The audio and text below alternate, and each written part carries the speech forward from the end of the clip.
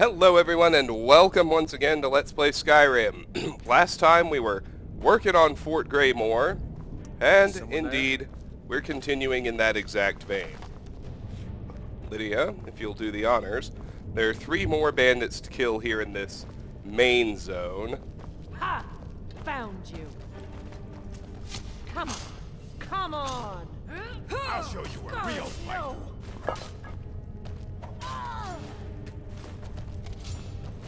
Time to die, hero! You won't live to see tomorrow. I love a challenge! You pay for that? That it? Is that your best? Ah! You're a disgrace to I all worse than kind. Sure have mercy on you! Lydia seems to be doing just fine. Over here you'll notice another entrance to the prison. 2 You minutes won't live left. to see tomorrow. No one bests an orc. Looks like there's not actually anything I'll here. kill you Staff of Ice Spikes. if I have to.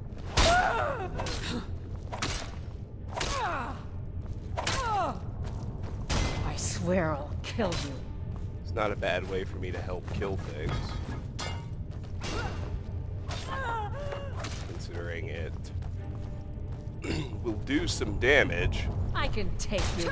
without I'll show there's the you a iron real gear up fight. here. I'm going to say I've had reading that enough new of you. book Now you'll until pay. these buttholes are dead.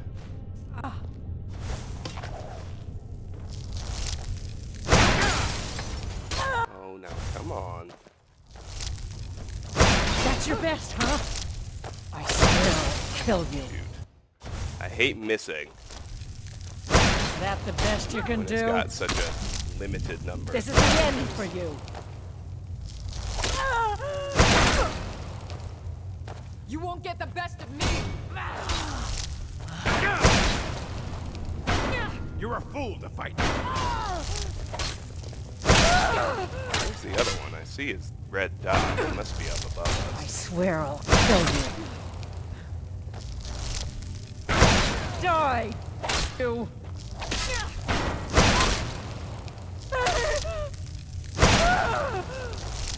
Now you Bam. That was cool. Nothing important there, but let's go. Pray to Stendar while you A can. marauder? Oh shit. So this is without question the strongest bandit we've fought.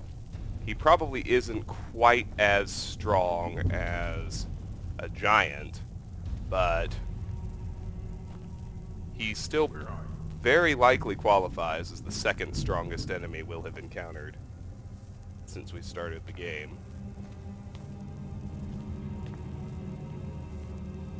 Where I'm are gonna you? wait till he quits looking. Then Lydia and I'll... Mostly because I want Lydia's health to refill, and we have to get out of combat for that to happen. Actually, I'm about to forget the, Oh well, must have run off. I'm about to forget the new book that's down here. We don't want to do that. Argonian Account, Book 1. The further adventures of our friend Decimus Scotti after the events of A Dance in Should Fire. have known she was lying. Said she'd wait for me, but they never wait. The Argonian Account, Book 1 by Wogan Jarth. On a minor but respectable plaza in the Imperial City sat, or perhaps lounged, Lord Vanek's building commission. It was an unimaginative, austere building not noted so much for its aesthetic or architectural design as for its prodigious length. If any critics wondered why such an unornamented, extended erection held such fascination for Lord Vanek, they kept it to themselves. In the 398th year of the Third Era, Decimus Scotti was a senior clerk at the Commission. It had been a few months since the shy middle-aged man had brought Lord Vanek the most lucrative of all contracts, granting the Commission the exclusive right to rebuild the roads of Valenwood, which had been destroyed in the 5-Year War. For this he had become the darling of the managers and the clerks, spending his day recounting his adventures more or less faithfully, although he did omit the ending of the tale, since many of them had partaken in the celebratory Unthrappa roast provided by the Silvestri. Informing one's listeners that they've gorged on human flesh improves very few stories of any good taste. Scotty was neither particularly ambitious nor hard-working, so he did not mind that Lord Vanek had not given him anything to actually do. Whenever the squat little gnomish man would happen upon Decimus Scotty in the offices, Lord Vanek would always say, "You're a credit to the commission. Keep up the good work." In the beginning, Scotty had worried that he was supposed to be doing something, but as the months went on, he merely replied, "Thank you, I will." There was, on the other hand, the future to consider. He was not a young man, and though he was receiving a respectable salary for someone not doing actual work, Scotty considered that soon he might have to retire and not get paid for not doing work. It would be nice, he decided, if Lord Vanek, out of gratitude for the millions of gold the Valenwood contract was generating, might deign to make Scotty a partner, or at least give him a small percentage of the bounty. Decimus Scotty was no good at asking for things like that, which was one of the reasons why previous to his signal successes in Valenwood as a senior clerk for Lord Atreus, he was a lousy agent. He had just about made up his mind to say something to Lord Vanek when his lordship unexpectedly pushed things along. "You're a credit to the commission," the waddling little thing said, and then paused. "Do you have a moment free on your schedule?" Scotty nodded eagerly and followed his lordship to his hideously decorated and very enviable hectare of office space. "Zenithar blesses us for your presence at the commission," the little fellow squeaked grandly. "I don't know whether you know this, but we were having a bad time before you came along. We had impressive projects for certain, but they were not successful. In Black Marsh, for example, for years we've been trying to improve the roads and other routes of travel for commerce. I put my best man, Flessus Tidro, on it, but every year, despite staggering investments of time and money, the trade along those routes only gets slower and slower. Now we have your very clean, very, very profitable Valenwood contract to boost the commission's profits. I think it's time you were rewarded." Scotty grinned a grin of great modesty and subtle avarice. "I want you to take over the Black Marsh account from Flessus Tidro." Scotty shook as if awaking from a pleasant dream to hideous reality. "My lord, I couldn't—" "Nonsense," chirped Lord Vanek. "Don't worry about Tidro. He will be happy to retire on the money I give him, particularly as soul-wrenchingly difficult as this Black Marsh business has been. Just your sort of a challenge, my dear Decimus." Scotty couldn't utter a sound, though his mouth feebly formed the word "no" as Lord Vanek brought out the box of documentation on Black Marsh. "You're a fast reader," Lord Vanek guessed. "You can read it all en route." "En route to Black Marsh, of course," the tiny fellow giggled. "You are a funny chap. Where else would you go to learn about the work that's being done, and how to improve it?" The next morning, the stack of documentation hardly touched, Decimus Scotty began the journey southeast to Black Marsh. Lord Vanek had hired an able-bodied guard, a rather taciturn red guard named Malik, to protect his best agent. They rode south along the Niven and then southeast along the Silverfish, continuing on into the wilds of Cyrodiil, where the river tributaries had no names, and the very vegetation seemed to come from another world than the nice civilized gardens of the northern imperial province.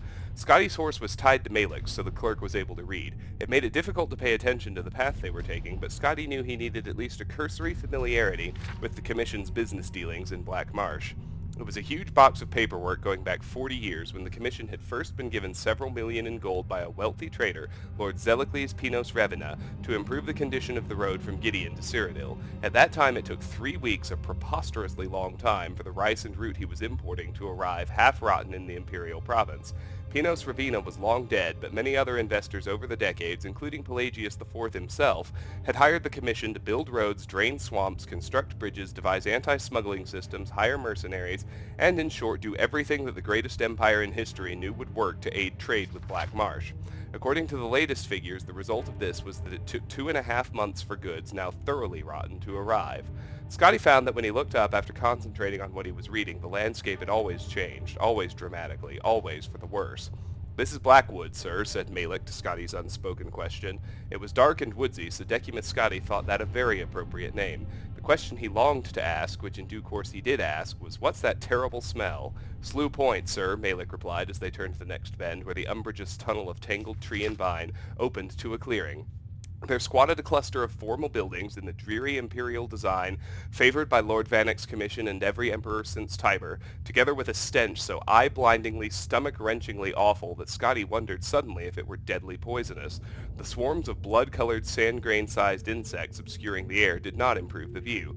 Scotty and Malik batted at the buzzing clouds as they rode their horses towards the largest of the buildings, which on approach revealed itself to be perched at the edge of a thick black river. From its size and serious aspect, Scotty guessed it to be the Census and Excise office for the wide white bridge that stretched across the burbling dark water to the reeds on the other side. It was a very nice, bright, sturdy-looking bridge, built, Scotty knew, by his commission. A poxy, irritable official opened the door quickly on Scotty's first knock. Come in, quickly, don't let the flesh flies in." "Flesh flies?" Decimus Scotty trembled. "You mean they eat human flesh? If you're fool enough to stand around and let them," the soldier said, rolling his eyes. He had half an ear, and Scotty, looking around at the other soldiers in the fort, noted that they all were well chewed. One of them had no nose at all to speak of. "Now what's your business?" Scotty told them and added that if they stood outside the fortress instead of inside, they might catch more smugglers. "You better be more concerned with getting across that bridge," the soldier sneered. "Tide's coming up, and if you don't get a move on, you won't get to Black Marsh for 4 days.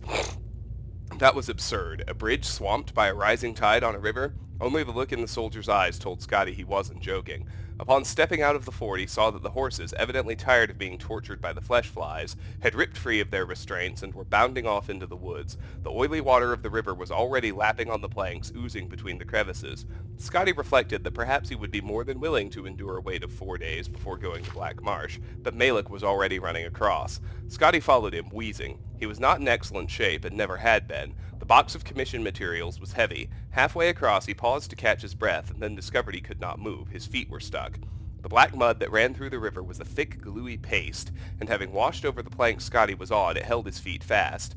Panic seized him. Scotty looked up from his trap and saw Malik leaping from plank to plank ahead of him, closing fast on the reeds on the other side. "Help!" Scotty cried. "I'm stuck." Malik did not even turn around, but kept jumping. "I know, sir. You need to lose weight." Decimus Scotty knew he was a few pounds over, and had meant to start eating less and exercising more, but embarking on a diet hardly seemed to promise timely aid in his current predicament. No diet on Nirn would have helped him just then. However, on reflection, Scotty realized that the Red Guard intended that he drop the box of documents, for Malik was no longer carrying any of the essential supplies he had had with him previously.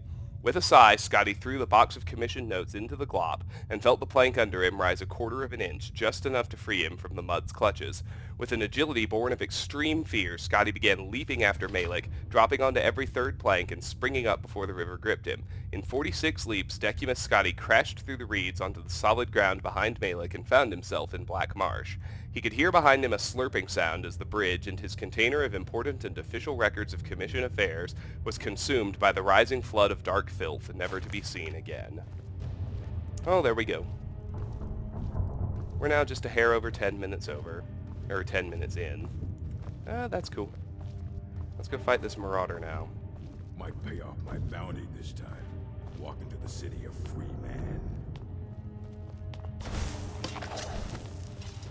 What was that? Come on, find out, douche canoe. Where is he? I think he heard Lydia. Didn't hear me, which is funny. I was sure I heard something. That's all good. Alright, Lydia. Where is he? Whoa. Well, now I'm confused.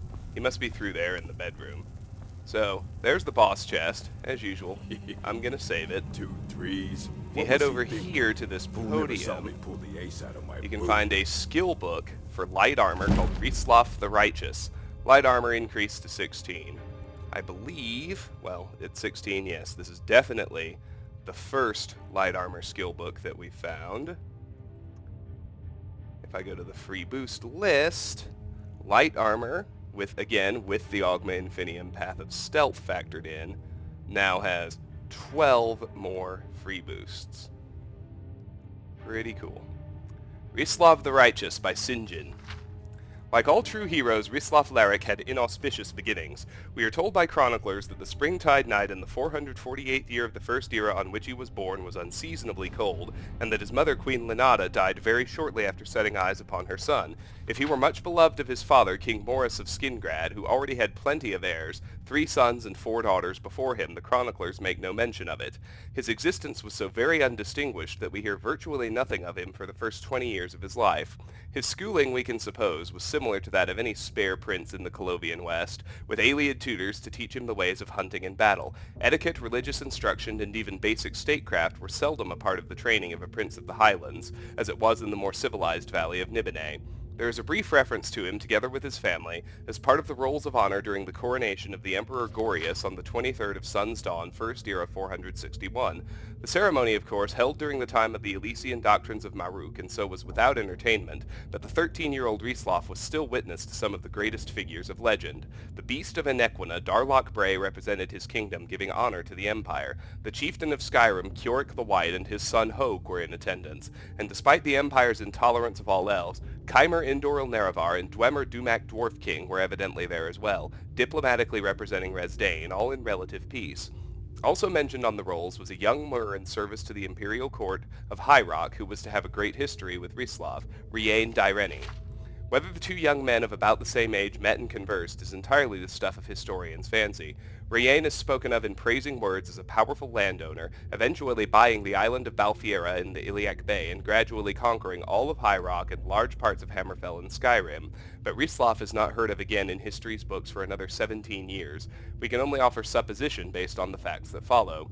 Children of kings are, of course, married to the children of other kings to bind alliances. The kingdoms of Skingrad and Kavach skirmished over common territory throughout the 5th century until they reached a peace in the year 472. The details of this accord are not recorded, but since we know that Prince Rislav was in the court of Kavach 6 years later, as husband to Beline, the daughter of King Justinius, it is fair to make an educated guess that they were married then to make peace. This brings us to the year 478, when a great plague swept through all of Cyrodiil and seemed particularly concentrated in the independent Colovian West. Among the victims were King Morris and the rest of the entire royal family in Skingrad. Rislaf's only surviving elder brother, Dorold, survived, being in the imperial city as a priest of Maruk. He returned to his homeland to assume the throne. Of Dorold we have some history. The king's second son, he was slightly simple-minded and evidently very pious. All the chroniclers spoke of his sweetness and decency, how he saw a vision in his early years that brought him, with his father's blessing, from Skingrad to the imperial city and the priesthood. The priesthood of Maruk, of course, saw no difference between spiritual and political matters. It was the religion of the Elysian Empire, and it taught that to resist the emperor was to resist the gods. Given that, it is scarcely a surprise what Dorold did when he became king of the independent kingdom of Skingrad. His first edict on his very first day was to cede the kingdom to the empire. The reaction throughout the Colovian estates was shock and outrage, nowhere more so than in the court of Kavach. Rislav Laric, we are told, rode forth to his brother's kingdom together with his wife and 24 of his father-in-law's cavalry. It was surely not an impressive army, no matter how the chroniclers embellish it, but they had little trouble defeating all the guards Dorold sent to stop them. In truth, there was no actual battling, for the soldiers of Skingrad resented their new king's decision to give up their autonomy. The brothers faced one another in the castle courtyard where they had grown up. In typical Colovian fashion, there was no trial, no accusations of treason, no jury, no judge, only an executioner. "Thou art no brother of mine," Rislav Laric said, and struck Dorold's head from his shoulders in one blow. He was crowned king of Skingrad, still holding the same bloody axe in his arms. If King Rislav had no battle experience beforehand, that was shortly to change. Word spread quickly to the imperial city that Skingrad, once offered, was now being taken back. Gorius was an accomplished warrior even before taking the throne, and the 17 years he had as emperor were scarcely peaceful. Only 8 months before Dorold's assassination and Rislav's ascendancy, Gorius and the Elysian army had faced another of his coronation guests, Keurig the White, on the fields of the frozen north. The high chieftain of Skyrim lost his life in the Battle of Sungard. While the Pact of Chieftains was selecting a new leader, Cyrodiil was busily grabbing back the land of southern Skyrim that it had lost. In short, Emperor Gorius knew how to deal with rebellious vassals. The Elysian army poured westward like a flood of death, to borrow the chronicler's phrase, in numbers far exceeding what would be required to conquer Skingrad. Gorius could not have thought actual battle was likely. Rislav, as we said, had little to no experience at warfare and only a few days' practice at kingcraft. His kingdom and all of the Colovian West had just been ravaged by plague. The Elysians anticipated that a mere show of arms and a surrender. Rislav instead prepared for battle. He quickly inspected his troops and drew up plans. The chroniclers, who had heretofore ignored the life of Rislav, now devote verse after verse describing the king's aspect with fetishistic delight. While it may lack literary merit and taste, we are at least given some details at last. Not surprisingly, the king wore the finest armor of his era, as the Colovian estates then had the finest leathersmiths, the only type of armor available, in all of Tamriel. The king's Klebanian mail, boiled and waxed for hardness and studded with inch-long spikes, was a rich chestnut red, and he wore it over his black tunic, but under his black cloak. The statue of Rieslof the Righteous, which now stands in Skingrad, is a romanticized version of King, but not inaccurate except in the armor represented. No bard of the Colovian West would have gone to the market so lightly protected. But it does, as we will see, include the most important accoutrements of Rieslof, his trained hawk and his fast horse. The winter rains had washed through the roads to the south, sending much of the west weald spilling into Valenwood. The Emperor took the northern route, and King Rieslof, with a small patrol of guards, met him at a low pass on what is now the Gold Road. The Emperor's army, it is said, was so large that the beast of Enequina could hear its march from hundreds of miles away, and despite himself, the chroniclers say, he quaked in fear. Rieslof, it was said, did not quake. With perfect politeness, he told the Emperor that his party was too large to be accommodated in the tiny kingdom of Skingrad. Next time, Rieslof said, write before you come. The Emperor was, like most Elysian emperors, not a man of great humor, and he thought Rieslof touched by Sheogorath. He ordered his personal guards to arrest the poor madman, but at that moment the king of Skingrad raised his arm and sent his hawk flying into the sky. It was the signal his army had been waiting for. The Elysian were all within the pass and the range of their arrows. King Rieslof and his guard began riding westward as fast as if they had been kissed by wild Kinnereth, as the chronicler said. He did not dare to look behind him, but his plan went faultlessly. The far eastern end of the pass was sealed by rolling boulders, giving the Elysian no direction to go but westward. The Skingrad archers rained arrows down upon the Imperial army from far above on the plateaus, remaining safe from reprisal. The furious Emperor Gorius chased Rieslof from the Weald to the highlands, leaving Skingrad far behind, all the while his army growing steadily smaller and smaller. In the ancient highland forest, the Imperial army met the army of Rieslof's father-in-law, the King of Kvatch. The Elysian army likely still outnumbered their opponents, but they were exhausted and their morale had been obliterated by the chase amid a sea of arrows. After an hour's battle, they retreated north into what is now the Imperial Reserve, and from there further north and east, to slip back to nurse their wounds and pride in Nibene. It was the beginning of the end of the Elysian hegemony.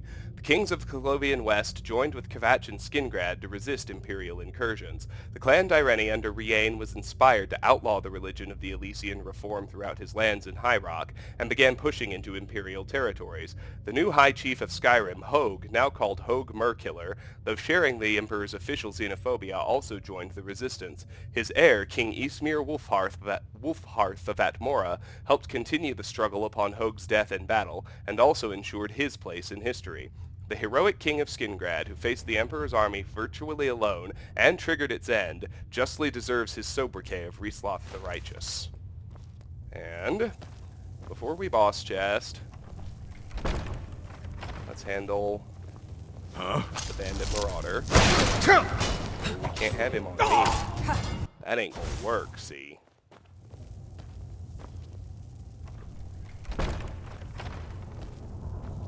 Come on, broski. You picked a bad time to get lost. Oh, come on. I should just foos him.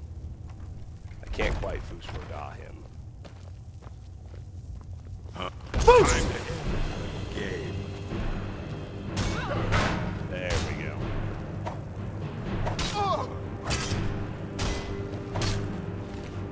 I'll shatter your bones like glass. That's all you got?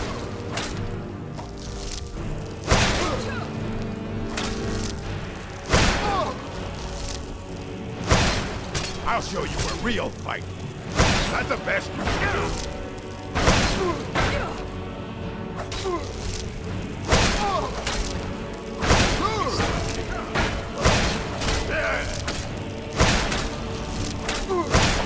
Even with me going to town.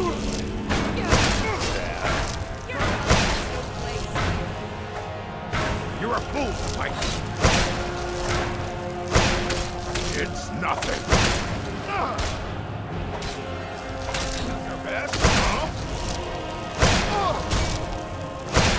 Your weapon has been fully drained of charges. To recharge it, select it in your inventory and press T. Select a filled soul gem to use and press E to confirm. Your weapon will be recharged and the soul gem will be consumed. No thanks. Do I have anything else? Scroll. Maybe. Nope. Okay. Orc, I think frostbite should work fine. I'll kill you with that. How insinuating. Keep the dagger on him.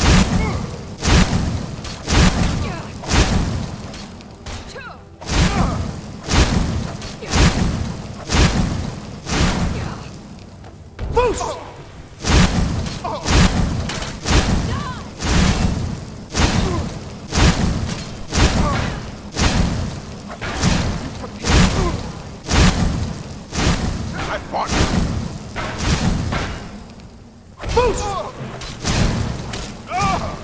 Enough! And now! Oh shit. This isn't. I knew. No! I fought worse than you.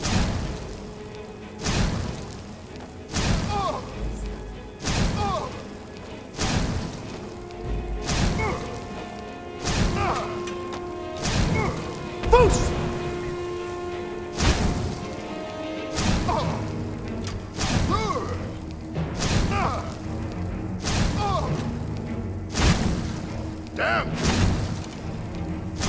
I was gonna say, he gets the bleed effect with that axe. I'm gonna be screwed. One hit. I fought worse than you. No more. I yield. I yield. No. Not like this. We're routed. Fall back. Come on. Finish it.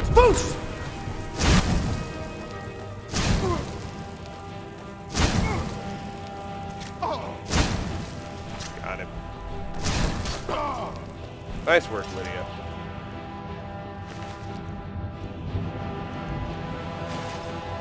He's got nothing I really care about either. That's alright. Let's search the rest of this room, apart from the corpse of the one soldier. We have read Darkest Darkness. We've read Wolf Queen V3. Read Brief History of the Empire. Dance and Fire V4, I think, may well be new. Let me check. It is. Neat. A Dance in Fire, Chapter 4 by Wogan Jarth.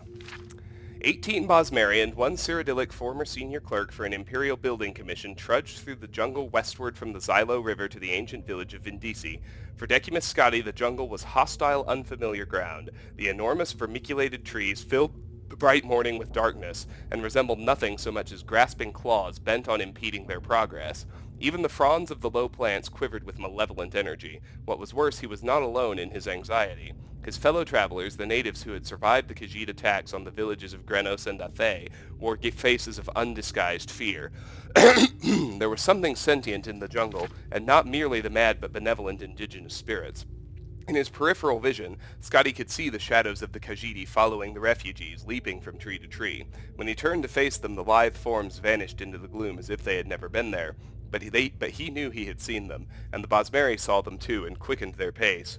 After 18 hours bitten raw by insects, scratched by 1,000 thorns, they emerged into a valley clearing. It was night, but a row of blazing torches greeted them, illuminating the leather-wrought tents and jumbled stones of the hamlet of Vindisi. At the end of the valley, the torches marked a sacred site, a gnarled bower of trees pressed close together to form a temple. Wordlessly, the Bosmeri walked the torch arcade toward the trees. Scotti followed them. When they reached the solid mass of living wood with only one gaping portal, Scotti could see a dim blue light glowing within. A low, sonorous moan from 100 voices echoed within. The Bosmeri maiden he had been following held out her hand, stopping him. "You do not understand, but no outsider, not even a friend, may enter," she said. "This is a holy place." Scotti nodded and watched the refugees march into the temple, heads bowed. Their voices joined with the ones within. When the last wood elf had gone inside, Scotti turned his attention back to the village. There must be food to be had somewhere. A tendril of smoke and a faint whiff of roasting venison beyond the torchlight led him. They were 5 Cyrodiils, 2 Bretons, and a Nord. The group gathered around a campfire of glowing white stones, pulling steaming strips of meat from the cadaver of a great stag. At Scotti's approach, they rose up, all but the Nord, who was distracted by his hunk of animal flesh. "Good evening. Sorry to interrupt, but I was wondering if I might have a little something to eat." I'm afraid I'm rather hungry, after walking all day with some refugees from Grenos and Athe. They bade him to sit down indeed and introduced themselves. So the war's back on, it seems, said Scotty amiably. Best thing for these effete do-nothings, replied the Nord in between bites. I've never seen such a lazy culture. Now they've got the Khajiit striking them on land and the High Elves at sea. If there's any province that deserves a little distress, it's damnable Valenwood.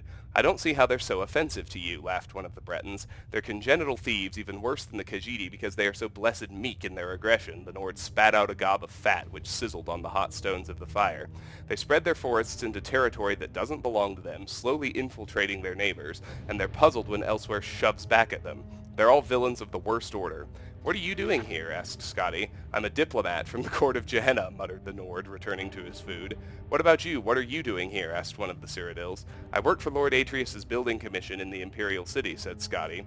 One of my former colleagues suggested that I come down to Valenwood. He said the war was over and I could contract a great deal of business for my firm rebuilding what was lost. One disaster after another, and I've lost all my money. I'm in the middle of a rekindling of war, and I cannot find my former colleague. Your former colleague, murmured another of the Cyrodiils, who had introduced himself as Reglius.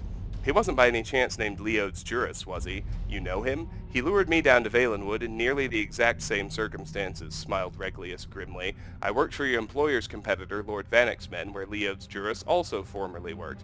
He wrote to me asking that I represent an Imperial building commission and contract some post-war construction. I had just been released from my employment, and I thought that if I brought some new business, I could have my job back. Juris and I met in Athe, and he said he was going to arrange a very lucrative meeting with the Sylvanar.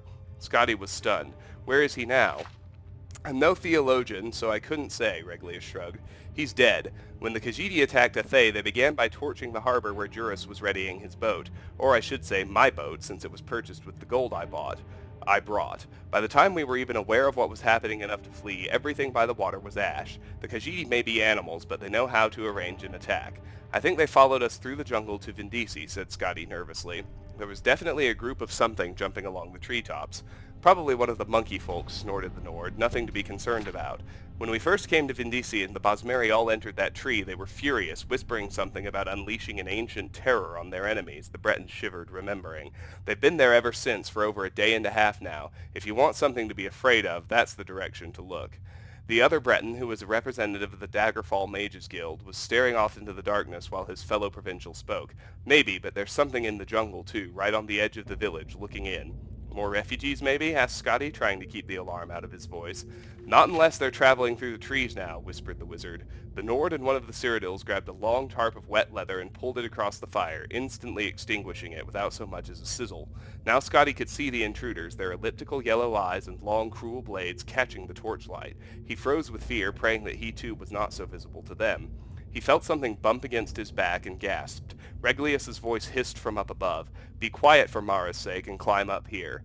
Scotty grabbed hold of the knotted double vine that hung down from a tall tree at the edge of the dead campfire. He scrambled up it as quickly as he could, holding his breath lest any grunt of exertion escape him. At the top of the vine, high above the village, was an abandoned nest from some great bird in a trident-shaped branch. As soon as Scotty had pulled himself into the soft, fragrant straw, Reglius pulled up the vine. No one else was there, and when Scotty looked down, he could see no one below. No one, that is, except the Khajiit, slowly moving toward the glow of the temple tree. Thank you, whispered Scotty, deeply touched that a competitor had helped him. He turned away from the village and saw that the tree's upper branches brushed against the mossy rock walls that surrounded the valley below. How are you at climbing? You're mad, said Reglius under his breath. We should stay here until they leave. If they burn Vindisi like they did Athe and Grenos, we'll be dead sure as if we were on the ground. Scotty began the slow, careful climb up the tree, testing each branch. Can you see what they're doing? I can't really tell, Reglius stared down into the gloom. They're at the front of the temple. I think they also have, it looks like long ropes trailing off behind them, off into the pass. Scotty crawled onto the strongest branch that pointed toward the wet, rocky face of the cliff. It was not a far jump at all, so close in fact that he could smell the moisture and feel the coolness of the stone, but it was a jump nevertheless, and in his history as a clerk he had never before leapt from a tree 100 feet off the ground to a sheer rock. He pictured in his mind's eye the shadows that had pursued him through the jungle from the heights above, how their legs coiled the spring, how their arms snapped forward into an elegant fluid motion to grasp. He leapt. His hands grappled for rock, but long thick cords of moss were more accessible. He held hard, but when he tried to plant his feet forward, they slipped up skyward. For a few seconds he found himself upside down before he managed to pull himself into a more conventional position. There was a narrow outcropping jutting out of the cliff where he could stand and finally exhale. Reglius, Reglius, Reglius. Scotty did not dare to call out. In a minute there was a shaking of branches and Lord Vanek's man emerged. First his satchel, then his head, then the rest of him. Scotty started to whisper something, but Reglius shook his head violently and pointed downward. One of the Khajiit was at the base of the tree, peering at the remains of the campfire. Reglius awkwardly tried to balance himself on the branch, but as strong as it was exceedingly difficult with only one free hand. Scotty cupped his palms and then pointed at the satchel. It seemed to pain Reglius to let it out of his grasp, but he relented and tossed it to Scotty. There was a small, almost invisible hole in the bag, and when Scotty caught it, a single gold coin dropped out. It rang as it bounced against the rock wall on the descent. A high, soft sound that seemed like the loudest alarm Scotty had ever heard. Then many things happened very quickly. The Cathay-Rot looked at the base of the tree, looked up, and gave a loud wail. The other Khajiit followed in chorus as the cat below crouched down and then sprung up into the lower branches. Reglius saw it below him, climbing up with impossible dexterity, and panicked. Even before he jumped, Scotty could tell that he was going to fall. With a cry, Reglius the clerk plunged to the ground, breaking his neck on impact. A flash of white fire erupted from every crevice of the temple, and the moan of the Bosmeri prayer changed into something terrible and otherworldly. The climbing Cathay-Rot stopped and stared. "Kiergo," it gasped. "The Wild Hunt." It was as if a crack in reality had opened wide. A flood of horrific beasts, tentacled toads, insects of armor and spine, gelatinous serpents, vaporous beings with the face of gods, all poured forth from the great hollow tree, blind with fury. They tore the Khajiit in front of the temple to pieces. All the other cats fled for the jungle, but as they did so, they began pulling on the ropes they carried. In a few seconds' time, the entire village of Vindisi was boiling with the lunatic apparitions of the Wild Hunt. Over the babbling, barking, howling horde, Scotty heard the Cyrodiils in hiding cry out as they were devoured. The Nord, too, was found and eaten, and both Bretons. The wizard had turned himself invisible, but the swarm did not rely on their sight. The tree the Cathay-Rot was in began to sway and rock from the impossible violence beneath it. Scotty looked at the Khajiiti's fear-struck eyes and held out one of the cords of moss. The cat's face showed its pitiful gratitude as it leapt for the vine. It didn't have time to entirely replace that expression when Scotty pulled back the cord and watched it fall. The hunt consumed it to the bone before it struck the ground. Scotty's own jump up to the next outcropping of rock was immeasurably more successful. From there he pulled himself to the top of the cliff and was able to look down into the chaos that had been the village of Vindisi. The hunt's mass had grown and began to spill out through the pass out of the valley, pursuing the fleeing Khajiit. It was then that the madness truly began. In the moon's light, from Scotty's vantage, he could see where the Khajiit had attached their ropes. With a thunderous boom, an avalanche of boulders poured over the pass. When the dust cleared, he saw that the valley had been sealed. The Wild Hunt had nowhere to turn but on itself. Scotty turned his head, unable to bear to look at the cannibalistic orgy. The night jungle stood before him, a web of wood. He slung Reglius' satchel over his shoulder and entered. Song of Pelennor V2. I think the only one we still haven't read are 3 and 8. That is correct. And the Hope of the Redoran we read. So, at long last, let's hit the boss chest.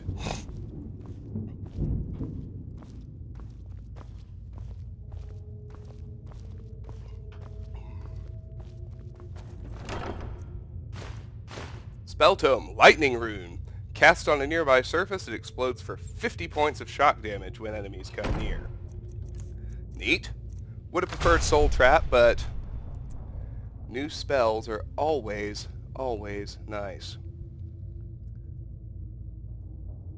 So we've learned Lightning Rune, and it's off the list. It's not too terribly great for killing things. It's very, very handy if we're trying to raise destruction, which we aren't. And it's also handy for one other purpose.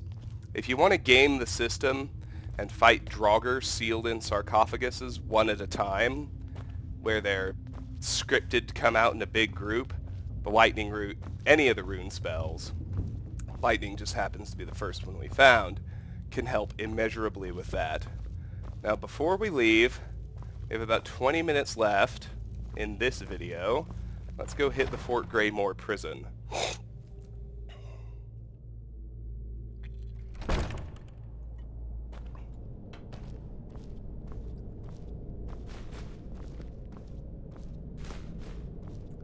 few things lining the hallway here. There's sometimes a bandit inside this first room. Looks like we're being spared that particular bit of angst. But that means the bandit is patrolling the stairs and will be up here and see us shortly. Let's clear this table, and ideally this one, before the bandit gets here. We might even be able to get this cage door open. There's no key, of course, so we have to pick this lock.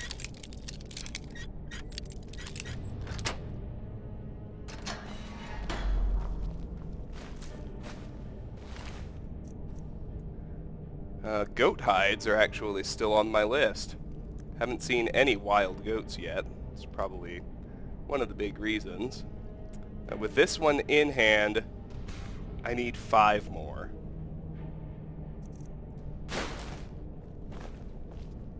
Alright, this room is clear.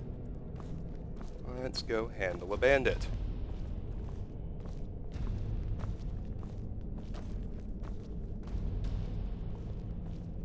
Definitely happier with my appearance Someone since there? I found more roads.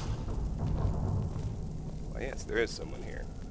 Lydia, can you handle this on your own, or are you going to need help? That's all you've got? Do your This is worst. the end for you. It's nothing. I think I'm going to assist. That's your best, huh? Are you prepared to die?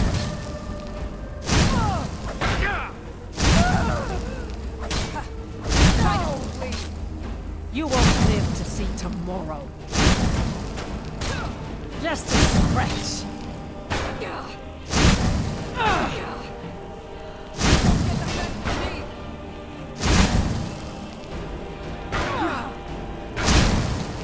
This is the end for you. Boost! Oh, staggered Lydia, too.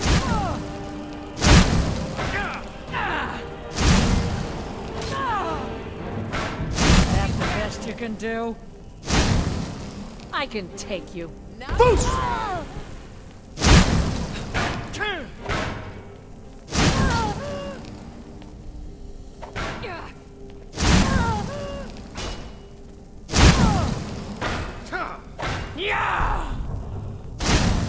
Boost! You won't live to see tomorrow.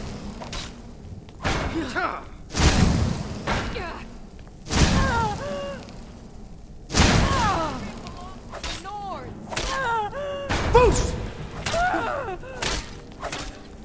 What you gonna do, huh? What you gonna do? I swear I'll kill you.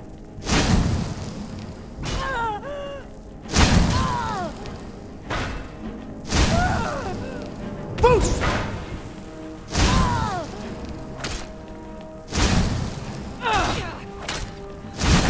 Now you'll pay.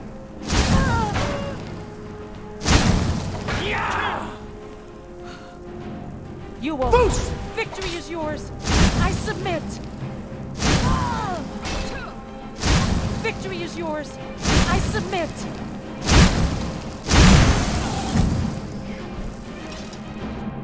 Not want her to get her friends involved. There are 2 more bandits down here.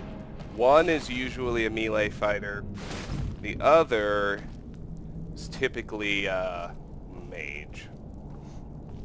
That's pretty hard to isolate them. You generally have to fight them both at once. Not only that, the mage is pretty strong, as I recall. Let's search the cells along the way. After all, we are in the prison. Nothing in that one. This one's got a dead hunter in it. Does he have anything I care about? Yes, a Horker Tusk. With this one in hand, I need 7 more of those. Neat.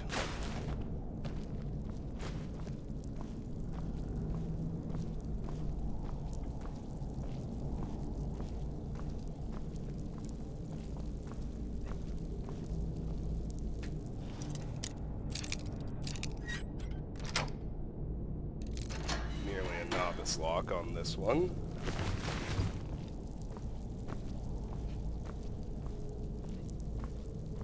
Nothing in this one but a bucket.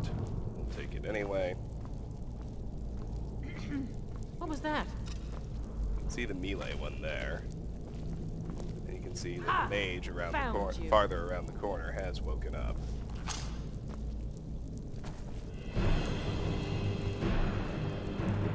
I can take you.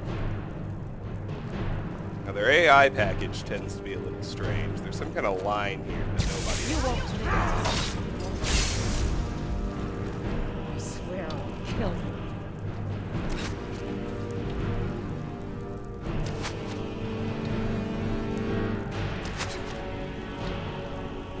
Lydia's just gonna I can shoot take her to you. death. I don't think.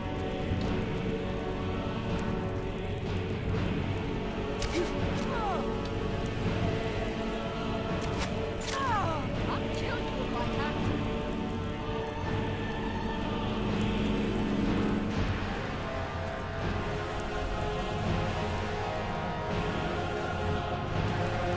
I can take you.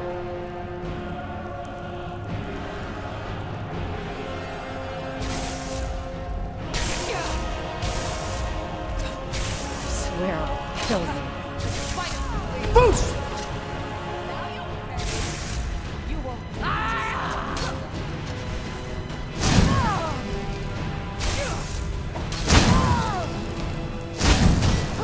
Damn you!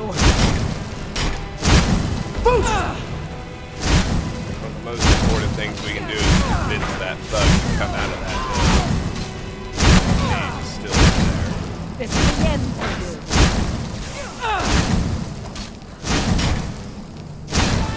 Boost!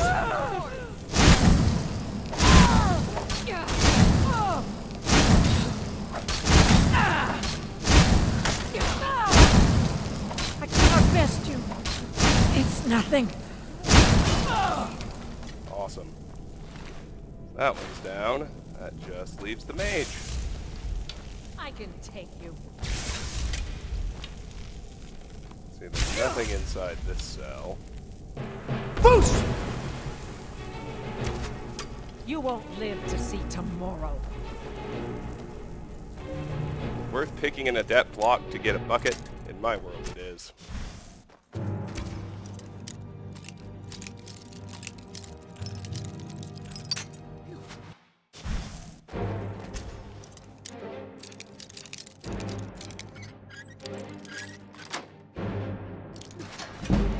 Lock picking to 37. So it goes.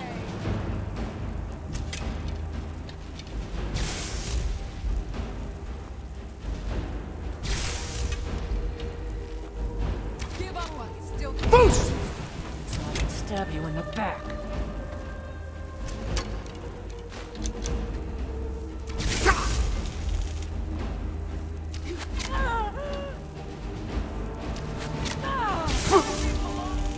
Boost! I can take you.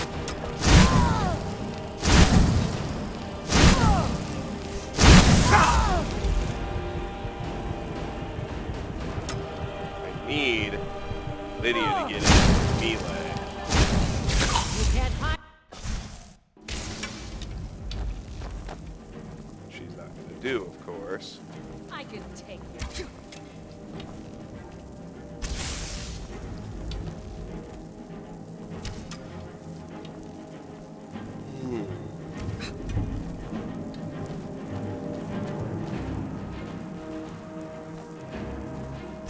I swear I'll kill you.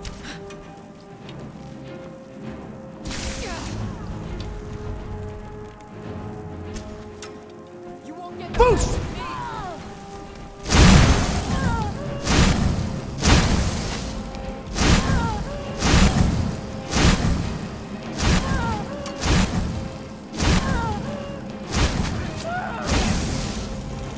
Boost! You won't live to see tomorrow.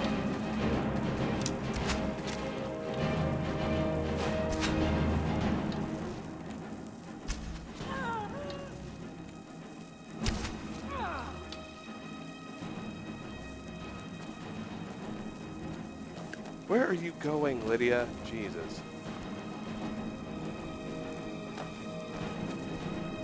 You won't live to see tomorrow. So you get to that cool moment when you're connecting, you get like 3 or 4 hits in a row, and that's the moment you decide you need to wander away? Yeah, that makes sense. Is that the best you can do?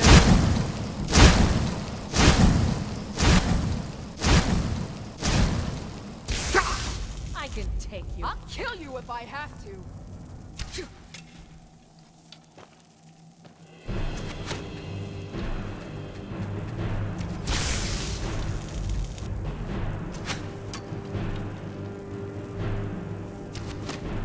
Jesus, Lydia.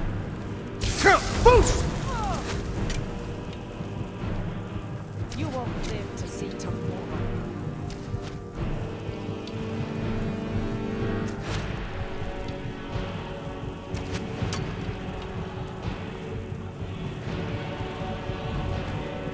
Where are you going?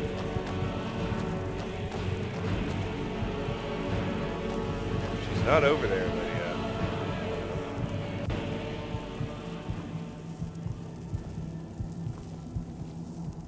Oh well. Maybe this is actually an I know I opportunity heard something. to convince Lydia to get into melee range.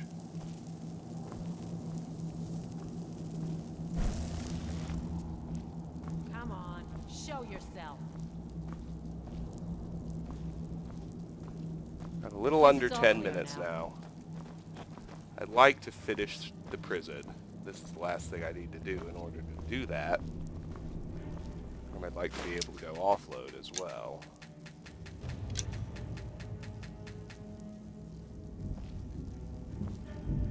Huh?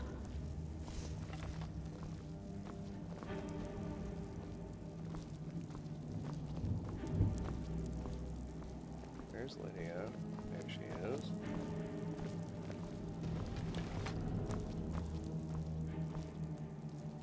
What do you need? You can't hide from me. There you are. Ah, damn it. Anything else? Where are you?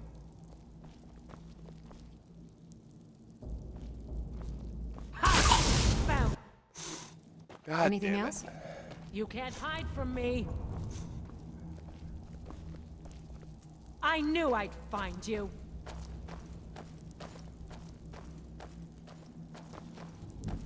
What do you need?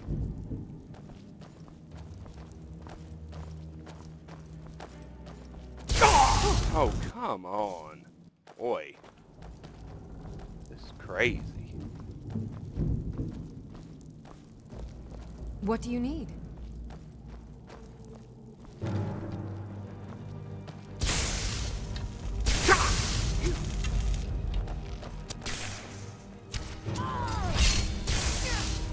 This is the end for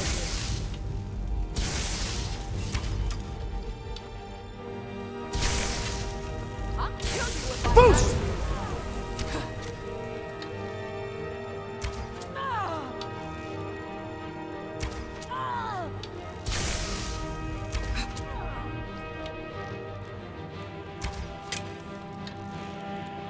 you. You won't live to see tomorrow.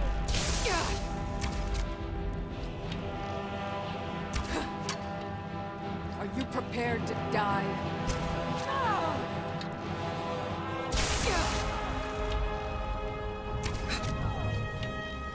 I swear I'll kill you. Skyrim belongs to the Nords! This is going better.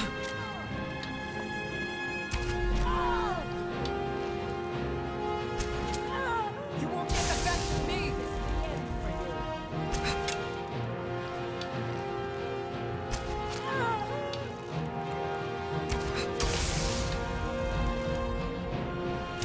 That's all you've got? Please don't kill me.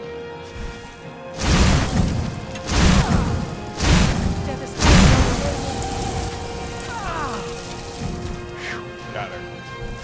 Saw that healing spell coming out. Wasn't about to tolerate it. Get that salt pile. Get Search the dead troll. Search the mage, of course.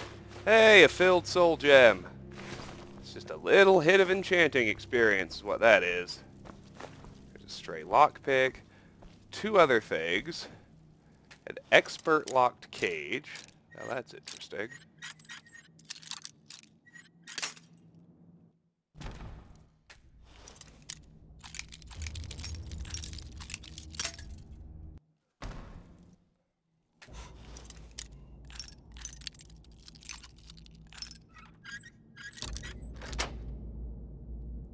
Got that. Kind of an anticlimax. And there's the chest with an empty lesser soul gem inside. We've cleared the prison and with it Fort Greymoor. Got about 5 minutes left before we hit the 1 hour mark. Should be just enough time to go to Whiterun and offload. See what we can do with that 1 filled petty soul gem we got. Good times all around.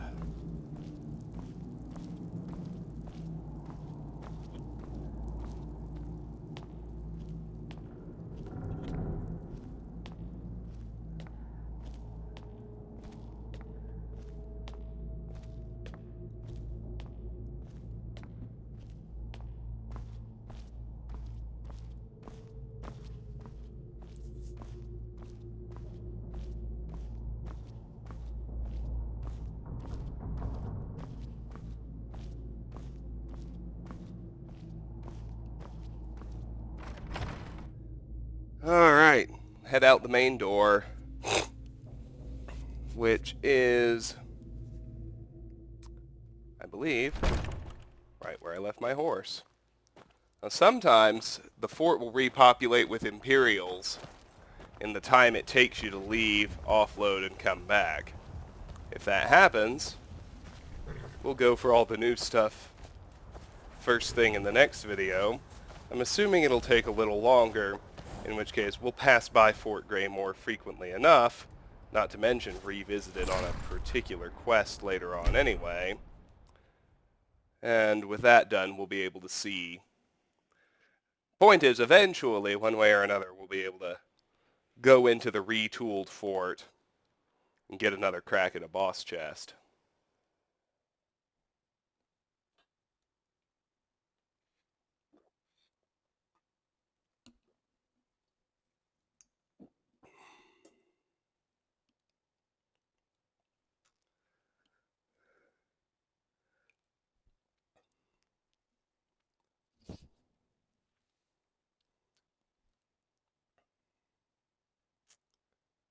Two minutes to go.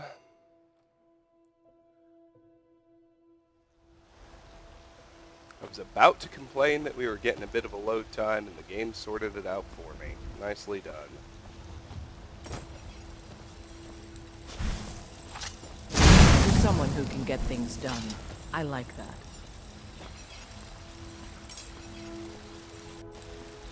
Let's smelt. Let's try for a few more of the reactive interactions, just so I can take them off the list. Big thing, of course, is 3 iron ingots. Take them off the list. I need 590 more.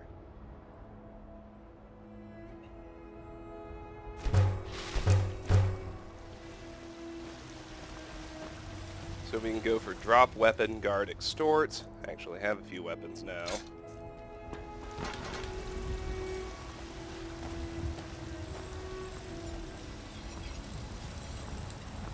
Got some good pieces out here. Let's try dropping some armor. If you're looking to buy, more inside.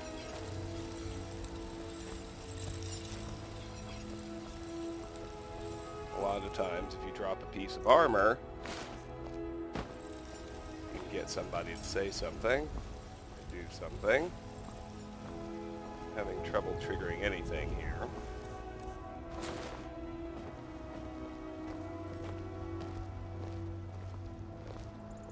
Everybody's just kind of wedded to their patrol paths. That's okay. It's not really a big deal. What are you looking at? Let's head into Breeze Home. It is the 1 hour Boys, mark now. girls, dogs. That's alright. Here's where empty soul gems go. We got one. Elders. Here's where ingredients go. So long as they aren't otherwise important, and I don't think I found any otherwise Nobody important. won't fight. Here is where stuff I don't otherwise care to use goes. All this miscellany.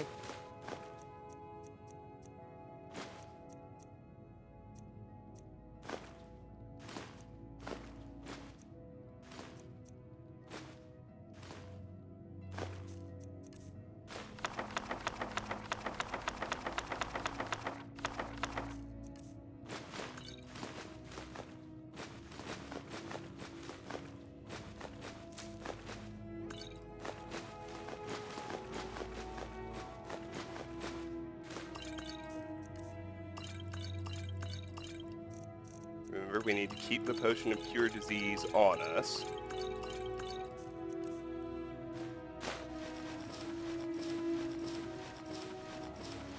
Pretty sure all this elven stuff ends up being better.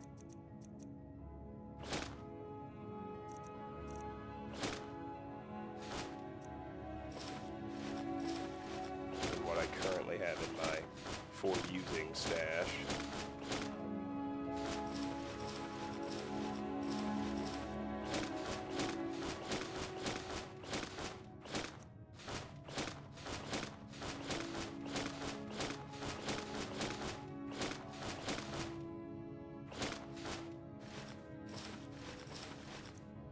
I'm going to keep this silver garnet ring on me, just because jewelry is the easiest thing to enchant.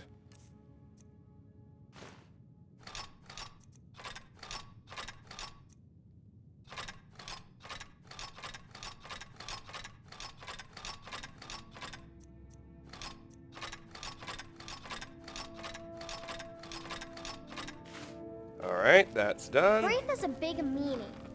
Let's stash smithing supplies. That would be only the wolf pelts. She at the keeps moment. telling Lars and me what to do. I don't wanna Alright, let's play- check on this. Leather armor is superseded by elven armor.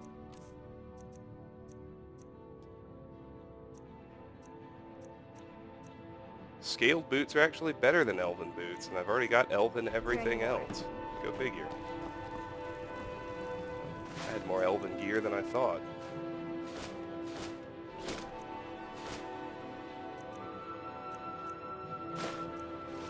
Got 2 each of the Thalmor boots and gloves, wasn't paying attention. One other thing to do is check Lucia's chest. Sure enough, we got ingredients, a little bit of ender trash, and that silver ore is going to let us smelt up another ingot when we go outside. Oops, there's some ingredients in there. Shit. That's okay, that's okay. It all gets sorted out. There's butterfly wings, torchbug thorax, and tundra cotton. There are the butterfly wings.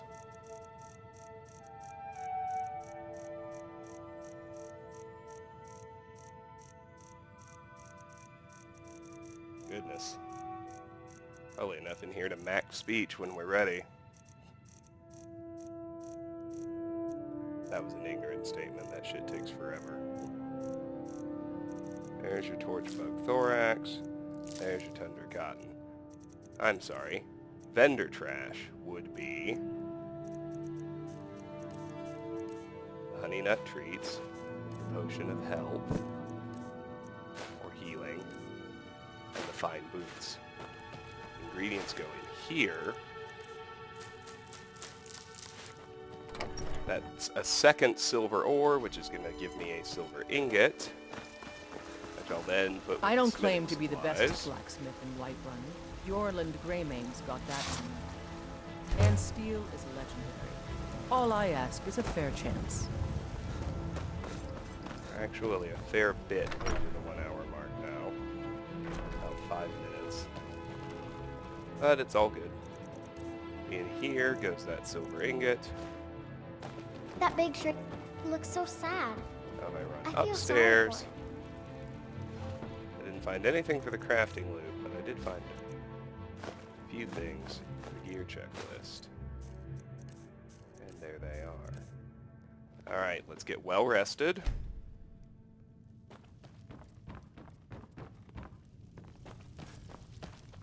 You awaken feeling a father's love. And well rested. That's the one I cared about. Father's love gives you a 25% Papa, boost we're playing from a game. healing spells and potions for 8 hours. Which really isn't bad, but we've got the mage stone on. We've got our full soul gem. Who is both man We've got our ring. divine. For we Let's are head the up children. to Dragon's Reach. Make use of Farengar's Heard they're enchanter. reforming the Dawn Guard. Vampire hunters or something in the old fort we ripped. We're almost done. Fear not.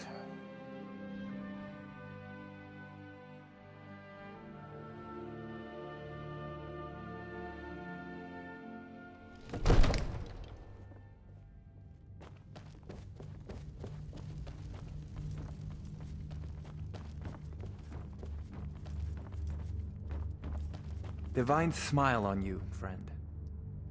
So let's use the silver garnet ring. Oh, what to Come do? to Dragon's Reach to discuss Fortified the ongoing destruction should hostilities, still be like best. the rest of the great warriors. Not many enchanters could pull that off. And their enchanting increased to 42. Good.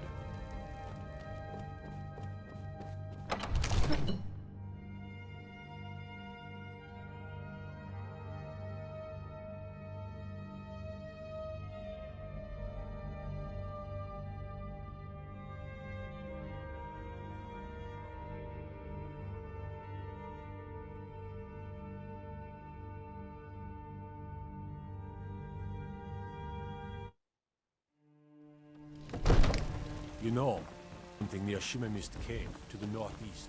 Some kind of creature. Excuse me. Against its own people. So rise up. Rise up, children. Looking for my husband, Nazim? Check the Jarl's backside. That's usually where he stuffs himself. I work with my mother to sell fruits and vegetables. It's fun most days. Hard work. You tried mercy? It might suit you. The only other bit to do is to drop the ring we just made. Will make us a lot of money, a lot of speech experience later on, and fast travel back to Fort Greymoor. It's, even if it hasn't repopulated yet, which I kind of suspect it won't have, it is the jumping off point for our next bit of exploration, which is to another giant camp off to the southwest called Secunda's Kiss. There are no mammoths around. It's populated by 2 giants, but they are pretty easy to fight one at a time. So Secunda's Kiss really isn't bad. Plus, Lydia's stronger. Oh look, the fort did already repopulate. So I guess we'll be relooting Fort Greymoor first. It'll be much faster because we're not going to kill any of the Imperials. And then we'll be heading over to Secunda's Kiss next time on Let's Play Skyrim. Until then, thank you so much for watching. If you enjoy my videos, please consider clicking on an ad. If you get a video ad, consider watching it all the way through. Please like the videos. Please subscribe to the videos. Please even consider sharing them. But know that if you don't want to do any of these things and you just want to cut to the chase and watch, I still really, really appreciate your time and attention and hope you have a fantastic day. Bye-bye.